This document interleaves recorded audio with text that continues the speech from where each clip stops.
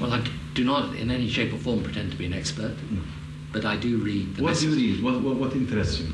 I read the message of the Quran insofar as it can be translated, and I read about Islam, and I enjoy doing that.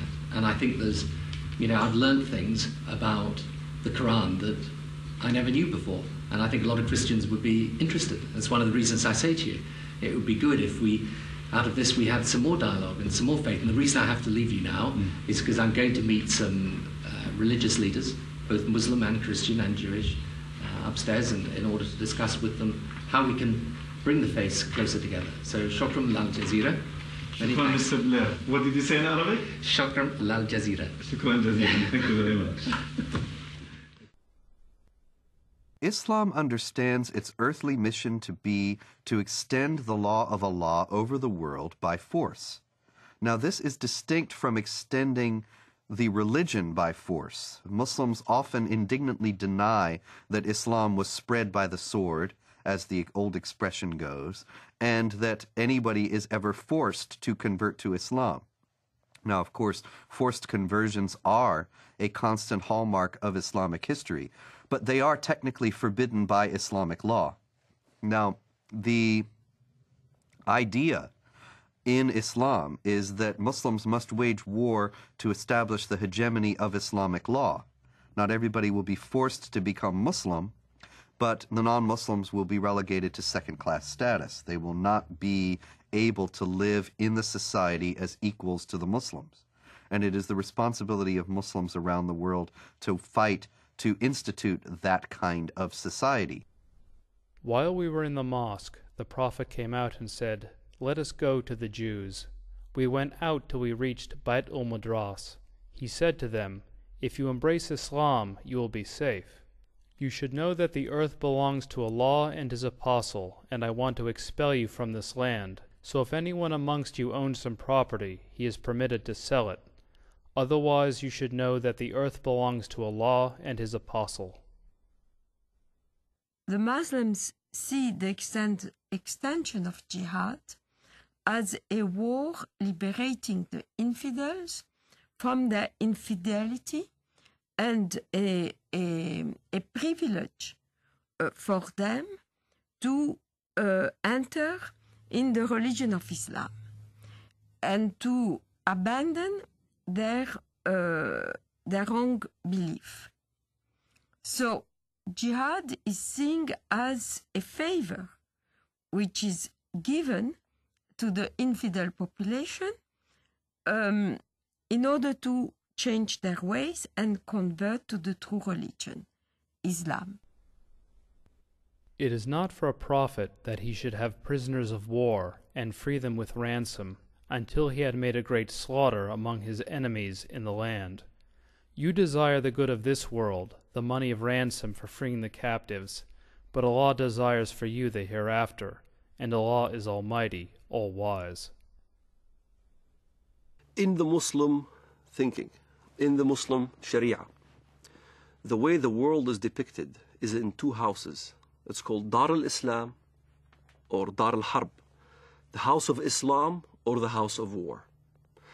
So the whole world is under these two houses. If you're not a Muslim, you're under the house of war. Yet in the West, the apologists, Islamic apologists would say, no, that's not accurate. It is the house of peace and the house of Islam. And in fact, that's not accurate. If you look at the hadith and if you look at what comes from the highest jurisprudence in the Middle East, that's what is being taught. يعني أنا لدي طفل من الآن أعده للشهادة إما شهادتي أنا أو هو فأقول له أن الله عز وجل قد جعل هنالك جنة واسعة فيها ما لا عين رأت ولا أذن سمعت ولا خطر على قلب بشر. هو بيسألني يعني إذا أنا عملت عملية وفجرت نفسي هل إلي يعني ربنا عز وجل بيعطيني اللي بدي إياه، بيعطيني سيارات، بيعطيني بارودة أطخ فيها، بيعطيني ألعاب. قلت له كل ما تطلب. وهل هذا حصل؟ شيء تطلبه هذا فعلا حصل. وهل حصل بينك وبين ابنك يعني؟ هذا فعلا حصل. نعرف حقيقة لو نمسك الميكروفون مع بعض ودنا نعرف ما هي الإجابة الصحيحة لهذا الطفل عندما يسأل أين أبي أو أين أمي وقد قام كلاهما أو أحدهما في عملية استشهادية. والله الإجابة باختصار لما استشهد سعيد ما حكينا إن هذا شهيد.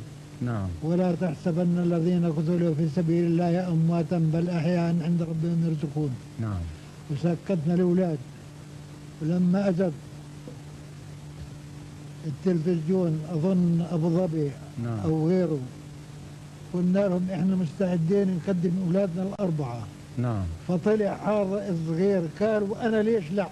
وأنا أتمنى أن أكون شهيدا في سبيل الله، وأن أقتل عددا من اليهود والكفار الذين أشركوا بالله ورسوله واتبعوا دينا غير لم يشرعه الله ولم يذكر في القرآن الكريم. نعم. وأنا عمري 12 سنة. ما شاء الله. وأحفظ القرآن الكريم. ما شاء الله. الله يحفظك ويجعلك مجاهد إن شاء الله في سبيل الله. Now, the infidel population are seeing this war as a genocidal war, since as it is described in the Muslim historians of jihad, as well as extremely numerous Christian sources, this war was conducted as in great ferocity. Whole cities were given up to massacres.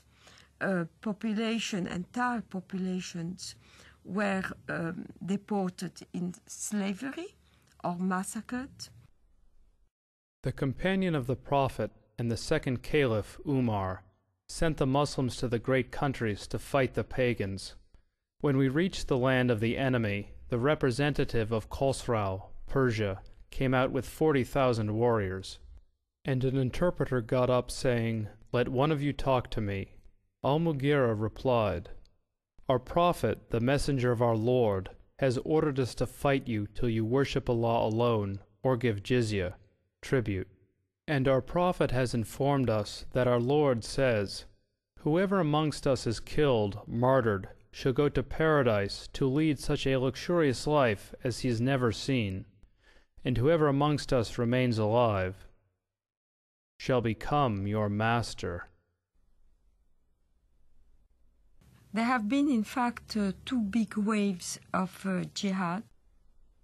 The Arab waves, which started in the 7th century, and in the course of 1 century only, has Islamized a huge territory, mainly Christian territory, from Portugal till Armenia.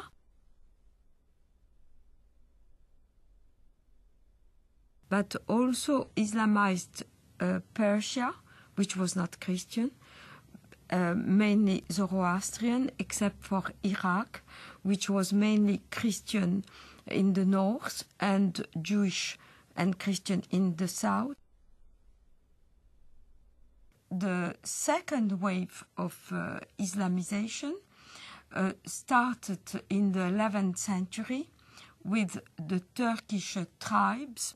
So all these regions of Eastern Europe, Greece, Anatolia, which is now Turkey, but was the seat of the Christian Byzantine Empire, and Serbia, Bulgaria, Romania were integrated into the Dar el-Islam, which is the land of Islam.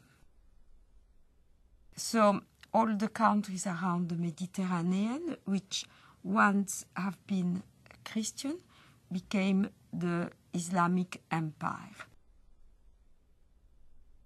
This Turkish wave lasted from the 11th century till the 17th century, where the Turkish army were stopped at the gate of Vienna in 1680.